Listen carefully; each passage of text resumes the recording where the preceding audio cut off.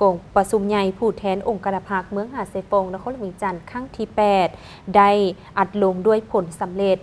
ซึ่งได้เลือกได้สหายบุญเพ็งศรีณวงศ์พลเป็นเลขาคณะพรรคเมืองอีก1 สมัย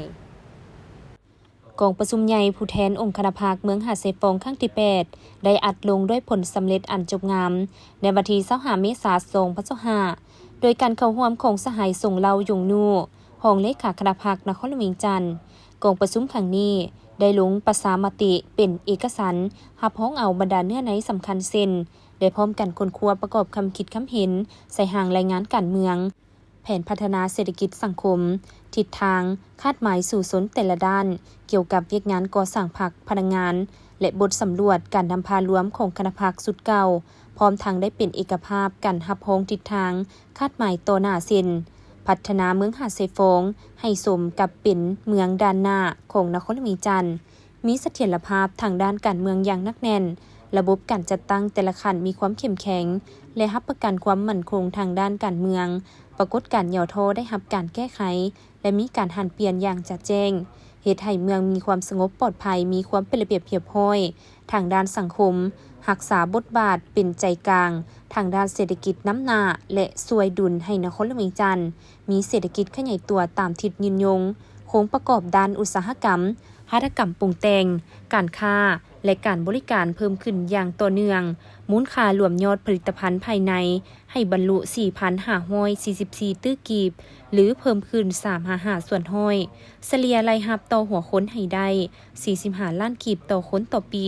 เพิ่มทวีบทบาทการนำพาของคณะพรรคปรับปรุงแบบแผนวิธีเฮ็ดเวียกสั่งหน่วยพรรคปลอดใสเข้มแข็งนักแน่นให้เพิ่มขึ้น 80 ส่วนห้อยขึ้นไป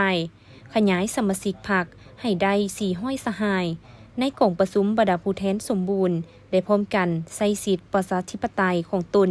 ปอนบัตรเลือกเอาคณะบริหารงานพรรคเมืองสุดใหม่ซึ่งมีผู้ออกสมัครเลือกตั้ง30 สหายเลือกได้25 สหายในนั้นได้เลือกเอาสหายบุญเพ็งศรีณวงศ์พลเป็นเลขาคณะพรรคเมืองสหายธนุศิลป์แสงพะวงศ์เป็นรองเลขาคณะพรรคเมืองสหายบัวใสลุณวงศาเป็นรองเลขาคณะพรรคเมืองทั้งเป็นประธานกฎกาพรรคเมืองสหายบุญเรือธรรมวงศ์และสหายบูลาจันทปัญญาเป็นรองเลขาคณะกฎกาพรรคเมืองกองประชุมใหญ่ยังได้รับฟังการโอ้ล้มจากสหายส่งเล่ายงนูรองเลขาคณะพรรคนครหลวงจันทร์ซึ่งสหายได้แสดงความย่องยอสมเสยต่อการซี่นำพาของคณะพรรคสุดเก่าที่ได้นำพาสมาชิกพรรคพนักงานราชการและประชาชนปฏิบัติหน้าที่การเมืองญาติได้ผลสำเร็จหลายด้านพร้อมทั้งเรียกร้องให้เสิร์ชสู่สติและความรับผิดชอบการเมืองของตนให้สูงขึ้นเรื่อยๆเฮ็ดให้เวียกงานปกปักรักษาและสร้างสรรค์พัฒนาเมืองหาดไซฟงมีการหันเปลี่ยนใหม่ที่ตั้งหน้าเฮ็ดให้พรรคมีความเข้มแข็งปลอดใสและนักแน่น